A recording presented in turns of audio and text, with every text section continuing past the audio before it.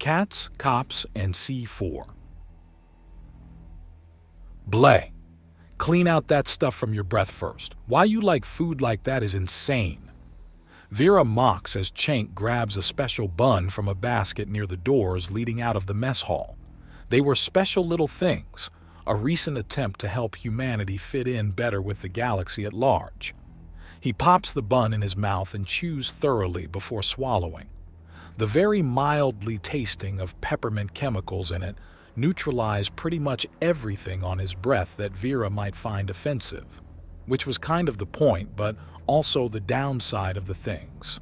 A slice of bread had more to recommend to it than these buns. There was just no real flavor, and the texture was best described as slightly stale bread. Better. Now come on, you promised me a spar. Let's get to it. Vera cheers as Cenk receives a text on his communicator. He grins at that. Oh?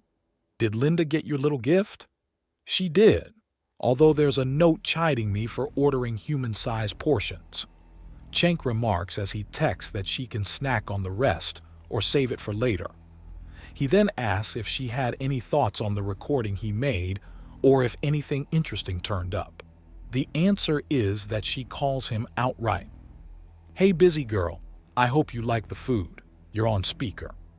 The food was fine, it's just, I need you both over here. Skip that spar and get to the station, Linda says, and Cenk gives Vera a concerned look as she raises an eyebrow. What's going on? Is there danger? Is the station under siege? Vera asks. Nothing like that, but there's a very important briefing and every officer, deputy, and affiliated mercenary and hired professional need to be there, Linda says, and Cenk nods. Will I be there as a representative of the Undaunted or as a deputy? Cenk asks. Both, Linda says, and Cenk considers for a moment. So this is big? Somewhat. Get over here. Well, this is turning out interesting. Vera notes as the call ends. It is indeed. We'll put a pin on that spar for now. Cenk remarks, and he takes a left as Vera starts to go, right then corrects herself. This ship is so confusing. She complains. Live in it for a few months. It'll make complete sense, Cenk says, as he tries not to chuckle as they enter the zero-gravity hallway. He hooks onto the rail with Vera's hand in his. No way, there may be more men than paradise in here, but it's just too crowded. She replies, and there's some chuckles from soldiers going the opposite direction. Fair enough. To be honest, one of the biggest surprises about this ship is that we didn't outright destroy it due to cabin fever in those first few months. There were more than a few dressing downs and lectures due to shenanigans after just a few weeks. Cenk says before his arm snaps out and he grabs the right ladder. Vera grabs onto his back and wraps around him like a smugly grinning backpack. Thanks to the axiom, he doesn't falter or pause as he climbs out and starts walking towards the hangar bay where his car is. Okay, you have to get off now. Funny is funny, but rules of the road. Well, lanes means that we're just asking to end up in the entirely wrong part of the station if you keep hanging on, he says as he opens the door and she lets out a slight huff. Kiss fur. He cuts off her demand for a kiss with a kiss, and she lingers on it, simply cuddling him closer. How to make a hardened warrior mush in a single move, she comments as she slinks into the car and settles into the passenger seat without protest. The ride to the station isn't a long one. The spire the Dauntless is on isn't too far away from it. Well, not too far in the regard of casual traffic being just shy of the sound barrier and unconcerned with terrain. In the light of sheer distance traveled, there are entire nations on Earth that could easily be crossed at their greatest length. He pulls in easily enough, and there's a bit of a pause as they need to actually look for a parking space. It's odd and a little disquieting that the lot is so full. It's stacked up 10 levels high and completely full, but for a few spaces. I didn't even know there were this many officers on an entire spire, Vera notes as they ride the elevator down. No kidding.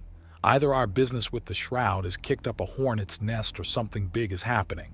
Cenk replies as they reach the bottom and leave into the building proper.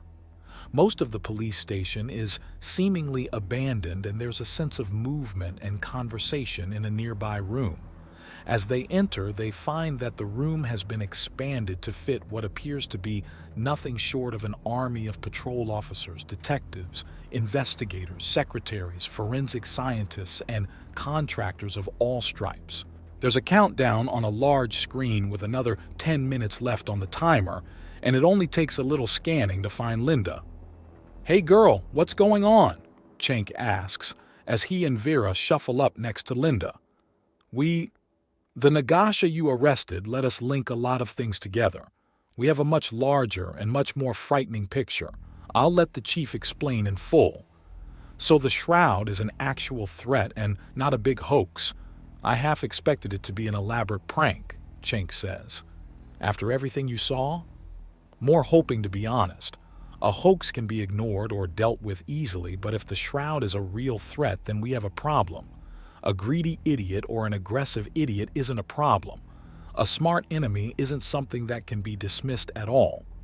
More than axiom or any amount of size or training, a truly far-thinking and thorough enemy can completely screw you over. The last few stragglers pour in over the remaining 10 minutes, and another 3 are put on the clock to give the last person running late time enough to get in, which leads to a very ashamed-looking Drin closing the door after being the last woman to arrive. "All right, ladies, everybody pack it in," the gray-furred Koiran chief of police calls out.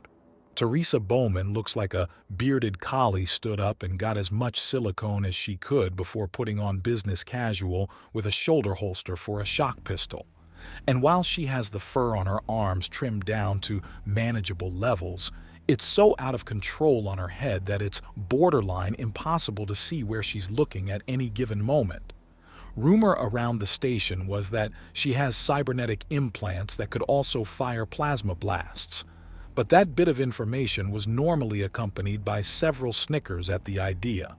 "Settle down, girls and gents. We have a very serious problem on our hands, and while not everyone will be affected by this, I want everyone to have their eyes open anyways." The chief calls out and everyone quiets down. The screen behind her lights up and shows the image of numerous women wearing black hoodies hanging from hooks, and several mugshots. Over the past 2 weeks, we have been receiving increasing reports of black hooded jackets being used by individuals in quasi-legal or those up to criminal mischief as a sort of signifier. We managed to obtain the name The Shroud for the person apparently connected to all this, but we had no solid proof until earlier today. The image flashes to a picture of the Nagasha Cenk helped arrest earlier. This woman, Amala Coyle, has been receiving money in the form of a Kutha coin every time she goes out and performs a trinity of tasks for an entity self-identifying as the Shroud. She has confessed to painting the gang signs of no less than 8 rival gangs in areas outside of their established territory. These actions alone have caused no less than 14 fatalities in the past 4 days, and several million credits in property damage, with another $500,000 for hospital expenses for civilians caught in the crossfire. "Son of a bitch," Cenk mutters under his breath. Our on-loan investigator specialist Cenk Barnabas caught her in the act and got the Shroud talking. Unfortunately, she has proven herself both arrogant and intelligent and has exposed nothing of her goals and intentions. She also revealed that the communicator she had delivered to Miss Coyle in order to inform her of her duties had been rigged with a small plasma explosive that completely slagged the internal components. Nothing of value was recovered from the scrap, but thankfully we have a full recording of the conversation. Unfortunately, the Shroud is no fool and used a voice synthesizer, perhaps even a text-to-speech program. It used a very standard tone that is available on so many off-the-shelf devices and downloadable programs that literally everyone on Centrus has easy access to. So, vocal tracing is not to our advantage. What about the coins that Miss Coyle was paid with? Did we recover any of those, and are any of them of value in the investigation? The Drin that came in last calls out, perhaps to make up for the fact that she was late, but it's a very good question regardless. We recovered 2 of the coins, and no, they have been thoroughly contaminated by Miss Coyle and are useless for the investigation of both axiomatic aura viewing and DNA scanning. She slept with them under her pillow. How about the businesses the shroud is tied to? Surely there's something in the paperwork. We only have word of mouth that the shroud even exists. All the businesses believed to associate with her have an anonymous investor and partner in the operation. That all these businesses have also seen an uptick in use and revenue is considered connected, but this is not confirmed. Chief Bowman continues to explain, and Cenk nods in consideration. All informants, both registered and private, that have information on the shroud have confirmed not only the existence of this woman, but also that her primary goal is profit. Our recorded conversation where she taunted one of us further confirms this and confirmed that she has considered and dismissed legal avenues of gain. To summarize things, I want everyone to at least give some thought to what ways a gang war can bring in money. Black market weapon sales, increased theft, plummeting property values, anything that can be used to turn a profit. The shroud may be clever, but no one and nothing is flawless, and they will make a mistake.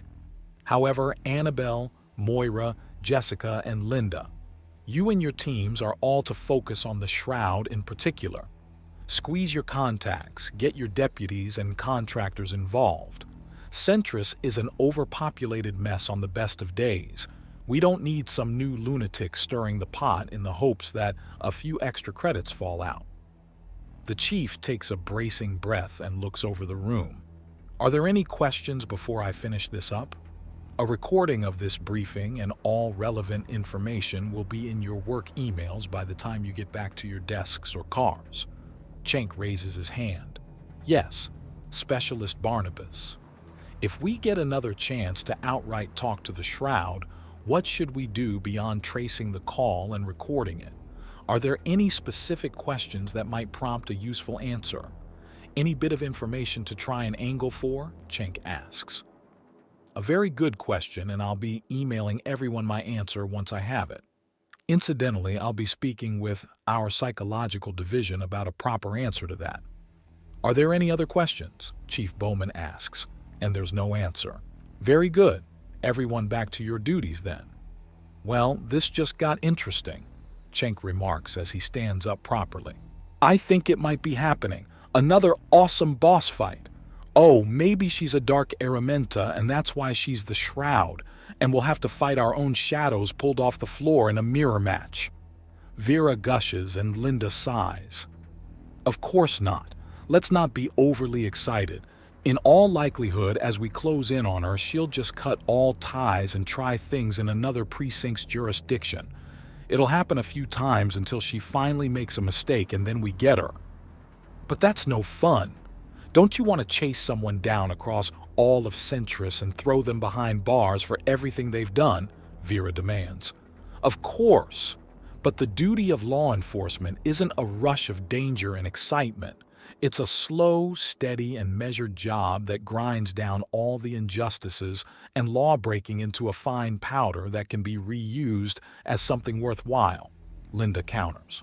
Oh, that was beautiful. First-class officer score, another officer says as she stands up and leaves the room. Linda's presence twitches in frustration, and she's surprised when Cenk puts his hand on her shoulder. I thought it was nice at any rate. There's nothing wrong with being dedicated to your job.